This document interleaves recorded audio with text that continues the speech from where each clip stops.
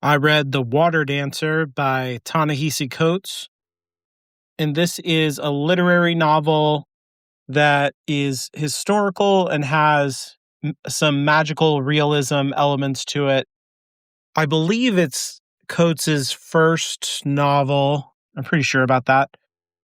And he's also a well-known nonfiction writer, but his focus of interest tends to be around slavery and abolition and white supremacy issues around that kind of stuff, which is what the novel is about. The main character is Hiram Walker. The book takes place in Virginia during the time of slavery before the Civil War. It's not ever specific with a particular year, but to me, it feels like the early 1820s, 1830s, something like that. And Hiram is a slave born on a tobacco plantation in a depiction of America that is in decline due in large part to slavery itself and the mismanagement of the farmland. It's such an interesting characterization of America. I don't know of any other author who has approached this time period in this way, but there's like an idea of an American past that was more genteel and glorious and wealthy and just like all around better. There's like a nostalgia for the time that takes place after the Revolutionary War, but before the early 1800s. And the effect in the book is that everything is kind of, as Hiram is growing up, everything in Virginia is kind of becoming foreclosed. And places to the west are both richer and more full of opportunity, but also far more violent and often described in like terms of literal hellishness. And so what's happening is that as these old families that are left in Virginia, the ones who haven't moved out west yet, are stuck in this place where they can't grow cash crops that can compete with the emerging West and the emerging South. Their wealth and power and influence are declining, and they're forced to sell off their slaves to make up for the losses in crop prices, and then kind of arrange marriages that bolster whatever reputation they can manage to salvage out of the situation. And Hiram also chalks up this decline, this general decline in all things in Virginia, to a lack of capability on the part of who he calls the quality, which is the slave-owning class, the aristocratic class, the high-class people. Because by owning slaves, they've hired out all of their labor and capabilities to the slaves themselves. And so the slaves know how to build buildings, they know how to plant crops, they know how to cook and how to maintain the grounds. Like everything that needs to be done is done by slaves. And so they have all of the capabilities, and the quality, quote unquote, only know how to take it easy, how to throw parties and kick back and relax. But they're not even relaxing. There's a kind of anxiety built into that. Instead of true enjoyment, there's an awareness of not only the decline, but an inability to actually do anything for themselves. And that if you are doing anything for yourself, then you're part of the lower class whites, or you're doing the work of a slave and therefore lowering yourself in some way. And then in addition to this, the slave owners are raping their women that they own, who he never uses the word slaves as such in the book, Hiram refers to the slaves as the tasked, and then whatever the slaves have to do as the task. And so the tasked women are raped by their owners, and then they have children who are part of the family of the owners, but have none of the rights that the actual children would have, of course, but then end up being of actual better quality than the real children, which is the case with Hiram. And so his father is the slave owner of the plantation. And so his brother is the legitimate heir to the plantation, and he's white, of course. And he's kind of an idiot. He's profligate. He gambles all of his inheritance away, and he's constantly braggadocious. Nobody takes him seriously. He's incompetent in everything. He has no social grace. And Hiram has all of these things, and he's able to read. He's very clever. When he's a little boy, he memorizes how to do magic tricks and entertains the aristocrats who come to the parties. And then he has this other very special capability of having a photographic memory, an eidetic memory. And so he never forgets anything except that he has forgotten what his mother looks like, and he doesn't remember anything about her. So all that he has of his mother are stories that people in the community have told him. His mother, of course, was one of the tasked, and after his father raped her and she had Hiram, then he sold her as, many of the other slaves that he's had to sell in order to keep up his lifestyle with the declining price of tobacco. And when the book starts, there's a little bit of it's not a framed narrative exactly, but it plays with time a little bit. And there's big themes of time and space in the book and how that interacts with memory. And what happens is there's a carriage crash on a bridge, and basically the carriage goes off of the bridge and dumps Hiram and his brother into the river, and they're pulled down by the current of the river, and it seems like he's drowning. But then there's this blue light that fills everything, and Hiram is transported out of the river and into safety in some kind of magical way. And then the narrative goes backward in time and starts telling the story of him as a little boy and all of the things that I've been saying. And so right up front, I think Coates is showing us that there's going to be elements of the book that involve magical realism, and that we should understand as readers that magical realism is not the same thing as genre fantasy, especially modern genre fantasy, where you have elaborate magic systems that kind of operate like other alternate sense of physics off here to the side.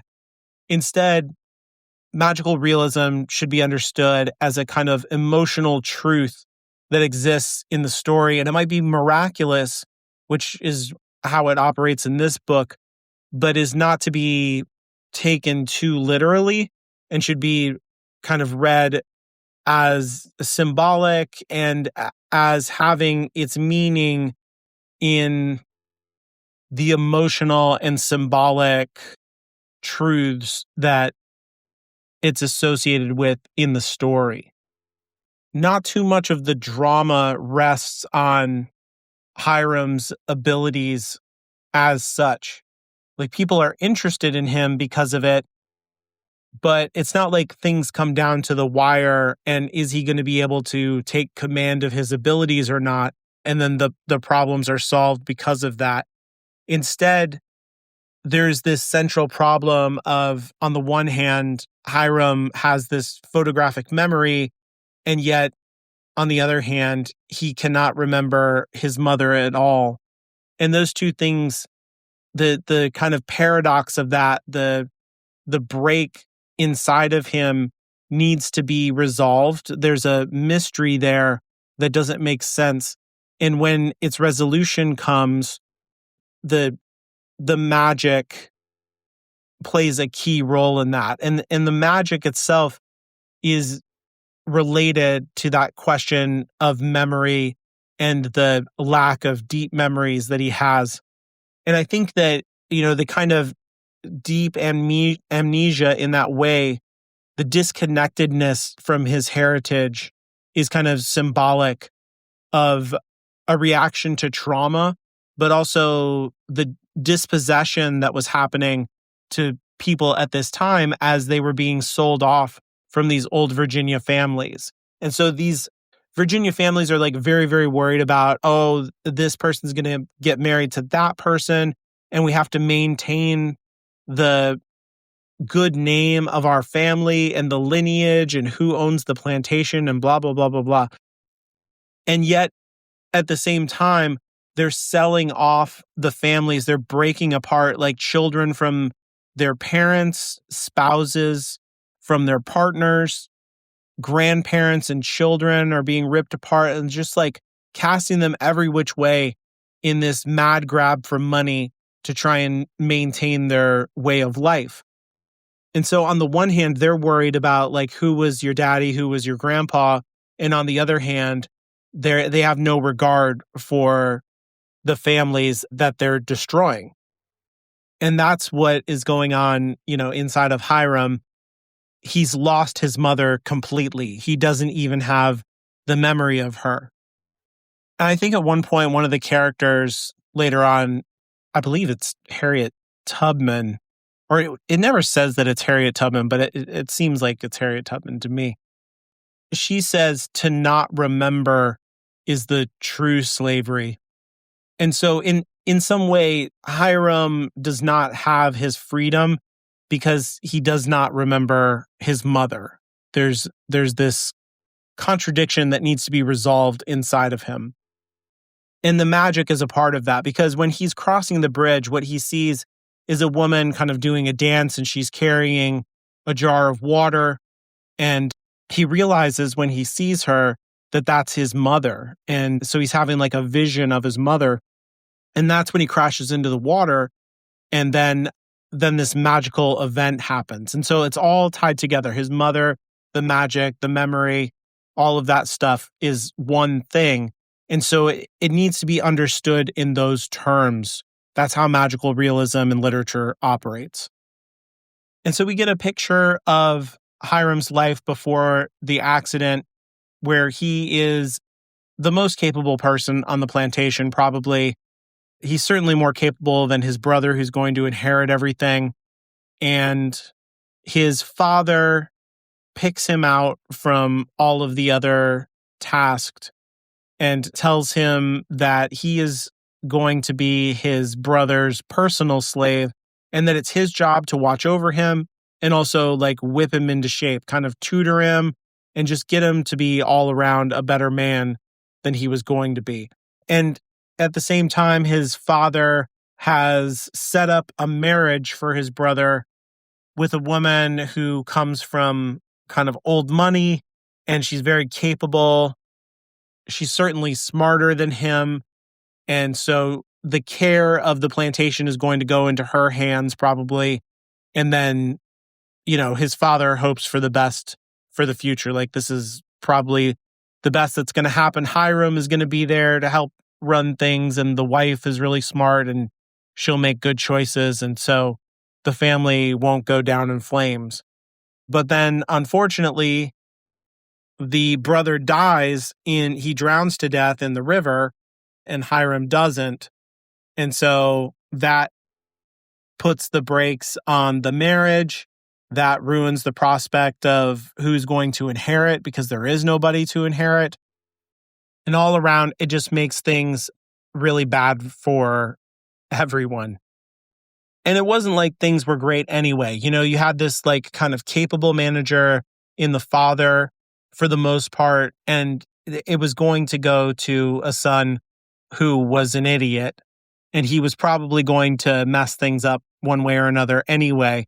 And it's just kind of symbolic of the way that Coates is depicting Virginia at this time as being in this kind of decline and looking at its past with romance and nostalgia, that there was more capability, more wealth, and that things were just all around better, which probably wasn't true. Like, I don't know, like usually this period of American history is depicted as like extremely rugged and there was a constant motion west.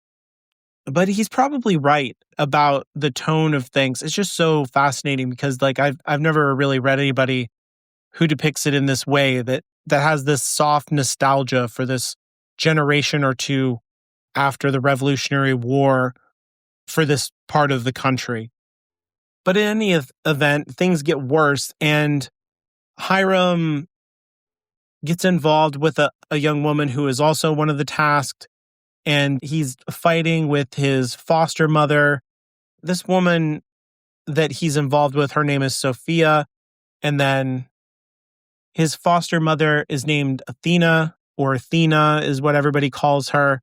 And those are like, Sophia it means wisdom, and Athena is the goddess of wisdom. And there's something there about like these women who are so capable and grounded, but also so buffered by pain and loss, and yet they endure, and the men just seem so much more fragile. And Hiram especially is so sensitive, but also just doesn't go through the deep kind of suffering that some of the other tasks go through, because he's grown up in the household and his abilities have kind of shielded him from some of the worst brutality that the other tasks have endured, certainly compared to Athena. And there's also like a lot of imagery in the book having to do with the Old Testament. There's like a Cain and Abel thing happening between the two brothers where one of them dies and the other one doesn't, and a kind of Jacob and Isaac dynamic of who's going to inherit the favor of the father, who deserves it, but who's actually going to get it, and all of that kind of thing. And then later there's strong references to Moses, and like freeing the slaves and whatnot, because what ends up happening is Hiram realizes that with his brother gone and his father full of grief and kind of almost blaming him for what happened because he survived when his brother didn't, that he's going to end up getting sold off, no matter the fact that his father favors him and, he's family, he's still an asset and he can fetch a high price. And so he ends up running away. He is able to, what ends up happening, he tries to run away, and then he's captured, he's betrayed by one of the other free tasked men, and he thinks that he's linked up with the Underground Railroad, but actually he's an informant to the lowborn whites who hunt the slaves who run away. And so they arrest him. And then once that happens, his father just like says, you're nothing to me. I don't even want you back. But then the actual Underground Railroad gets him out of captivity, and they recruit him into what is basically like a part of the book that's kind of like a spy novel, where they're conducting a kind of secret war against the slave owners. And they have agents all over the place who are posing as slaves, or who, they like create false documents for people that say like they're freed blacks, and they, have witness protection type stuff. And then there's also agents who are white people, which is the woman who was going to marry his brother. She was secretly a very advanced agent in the Underground Railroad, and she was going to use her connections in the Virginia plantation once they inherited the household to make it like a base for the Underground Railroad and utilize her connections to like get more and more people out of slavery. But again, it didn't work because of the death of his brother. However, the reason they're interested in Hiram is because he has this capability that they call conduction. And when you think of like it's the Underground Railroad, these are like the conductors of the railroad. And so he's one of these people who can, through the magic that he has, he can create a teleportation effect. Like he was in the water and then he teleported out of the water. And there are other people who have been said to do this. And so Hiram grew up hearing stories about his grandmother and that she could do conduction. And she took like a huge group of slaves, like dozens and dozens of people, and just instantaneously teleported them away. People say they teleported back to Africa, and she was never heard from again. And he just wrote this off as a tall tale that it couldn't possibly be true. But now it seems to be happening to him as well. And there are stories that this woman, Harriet, who is like Harriet Tubman in the Underground Railroad, is able to do the same kind of thing.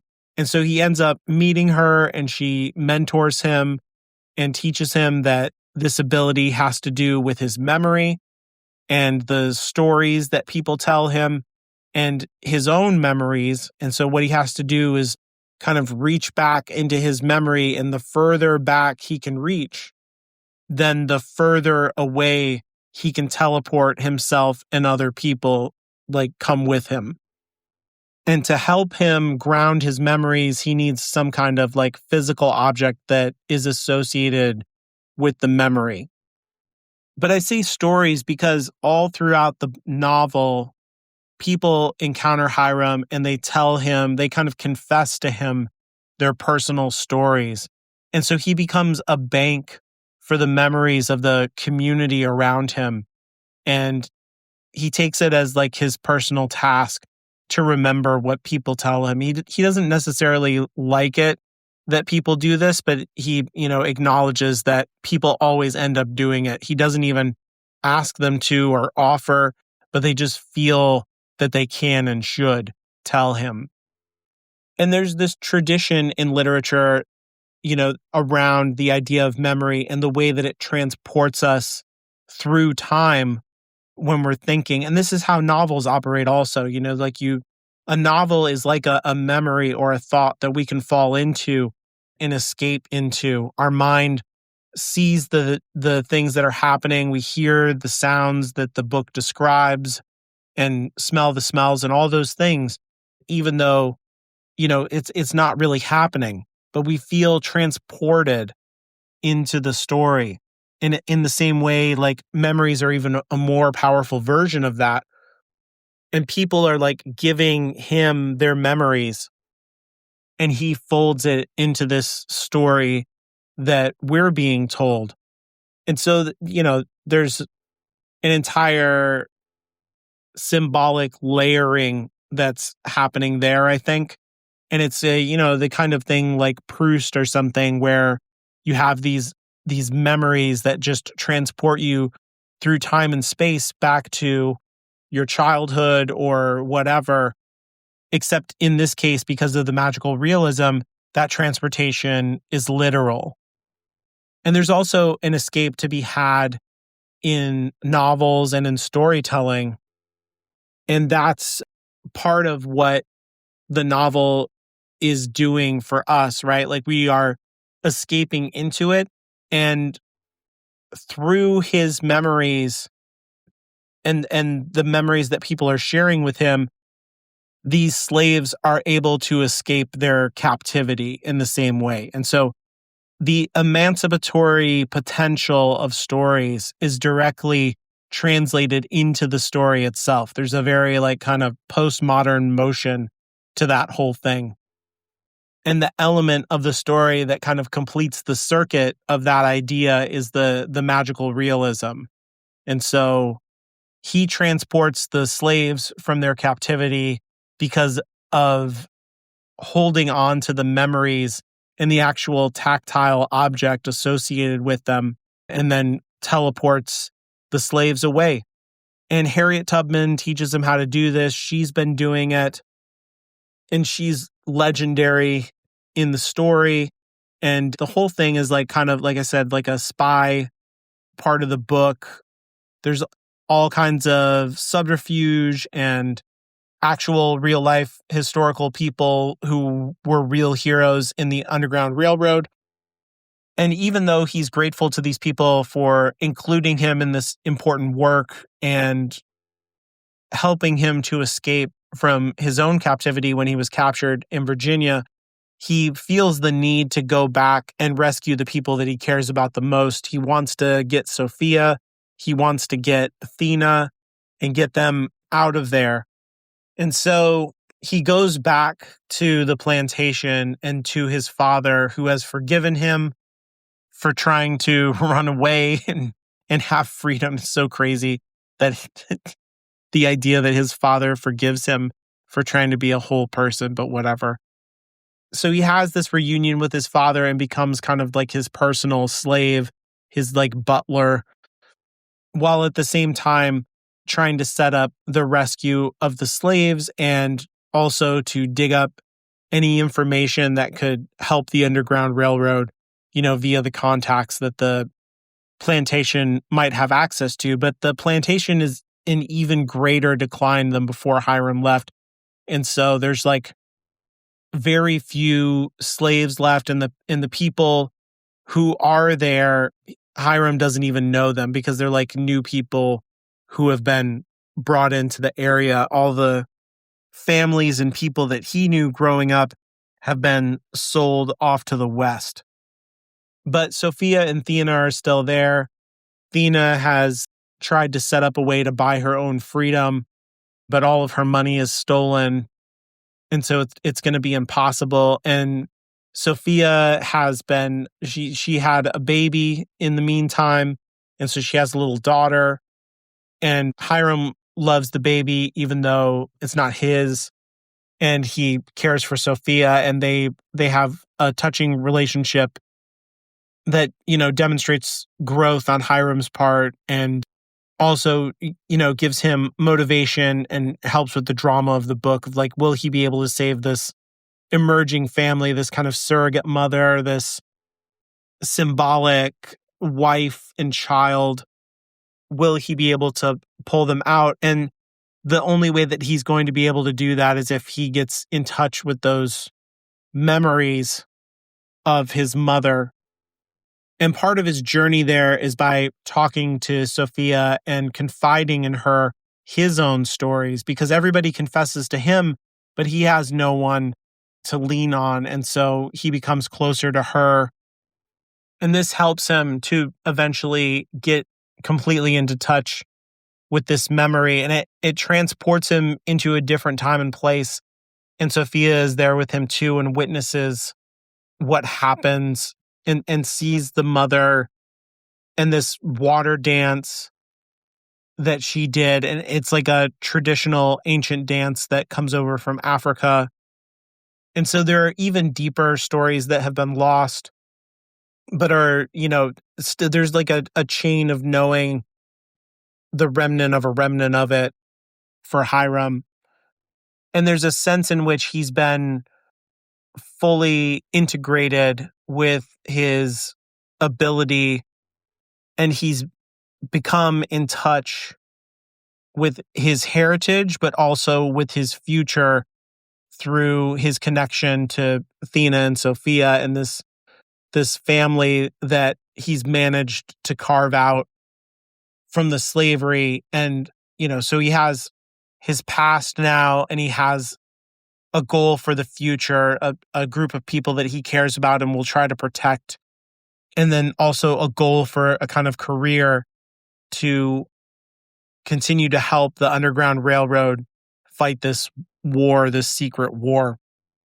And so the novel leaves off there in this space where he's fully explored his past and where he's also like found his goals for the future. And so he's become kind of I guess, a whole and integrated person is kind of what I'm saying. Like his past, present, and future are all knit together in this moment of magic in a way that he makes a full commitment that his family will work for the Underground Railroad because they want to, and they won't ever do anything because they're forced to as slaves. And so, I guess the picture of freedom there has to do with like knowing, which I think is the significance of the names like Athena and Sophia, and also Hiram's memory, but also the power of storytelling and the courage and endurance required for the kind of work that the Underground Railroad was doing as well. And that courage for Hiram has to do with like looking into that painful, traumatized past, emerging beyond the pain of the trauma of losing your family and appreciating the small touchstone of what he can remember. Like maybe he doesn't know every single fact about his mother, but he remembers the water dance, which is tied to the more ancient traditions that emerged out of Africa. And so that gives him a chain into an even deeper past. And by freeing, giving other people freedom, that will allow them to build a more stable future because their families won't be ripped apart by the slave trade. So I've read the novel a few times. It's always interesting to come back to it. Like I said, I don't think I've ever read anybody else who depicts this time in American history with the touch of nostalgia and tragedy that he applies to it. You get that kind of sense usually after the Civil War in the South. Like it very much has that same kind of feeling to it to me. But, the only loss has been like economic, but also I love how he points out that slavery induces its own kind of punishment on the owners. And it's not nearly enough of a punishment, of course, but just the incompetence and how that I think has never really ended in America, how the ownership class, the elite, the 1%, they're called nowadays, are just like some of the most incapable, stupid people in the world because they have money, because their wealth causes them to be that way. And of course, America itself is like the most wealthy country in the world, but is filled with so much stupidity sometimes and ignorance because we can buy our way out of many of our problems. And so there is a curse to what wealth can bring you, that it feels like in a kind of karmic way, it will pull itself apart, but the wealthy will always pull everything else apart first before they allow it to undo them. And so much damage and carnage can happen because of that, which the novel illustrates really beautifully, I think.